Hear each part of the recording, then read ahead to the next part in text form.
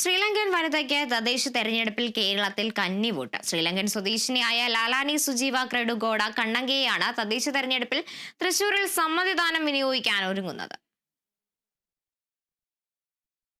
ലാലാനി സുജീവ ക്രെഡുഗോഡ കണ്ണങ്കി വോട്ടവകാശത്തിനായി കാത്തിരുന്നത് ഒന്നും രണ്ടുമല്ല 21 വർഷക്കാലമാണ്. ആ കാത്തിരിപ്പിന് വിരാമമായി ഇന്ത്യൻ പൗരത്വം ലഭിച്ചത് കഴിഞ്ഞ വർഷം സെപ്റ്റംബർ 11-ന്.